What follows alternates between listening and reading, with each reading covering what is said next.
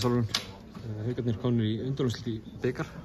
Ekki svolítið önnur stemming fyrir þessu heldur en svona venjulegum deildarverkefnum? Jú, sko, bikarnir er alltaf að vera mjög skemmtilegur og sérstaklega núna þegar við fáum að spila í höllinni. Þannig að þetta verður mjög gaman. Hvernig líst þér á mótinu sem þið drógust gegn hér í dag? Bara vel, sko. Snæfell búin að vera bara samt mjög vel núna í vetur og það verður bara hörkuleikir og mætum tilbúðar. Haukarliðið verið mikið bikarlið á síðast ári allavega. Unnið 2021 bikarinn og 2022. Má segja að Hafnarfjörðurinn sé bikarbærinn? Sko, já, má segja það. En við ætlum bara auðvitað að halda áfram og ná okkur í annan sigur, tvíbít.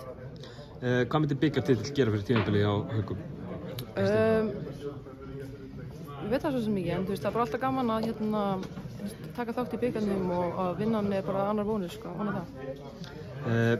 Nú fáið þið fyrstildalið Snæfells og svo Keflavík hinum megin. Svo fær fyrstildalið Stjörnunnar.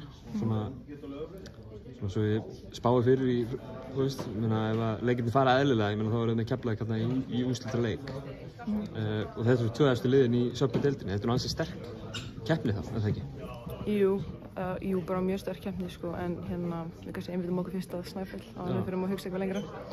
Það er hörkuleikur. Hvað þurfum við að gera til þess að ná úrslitum þar?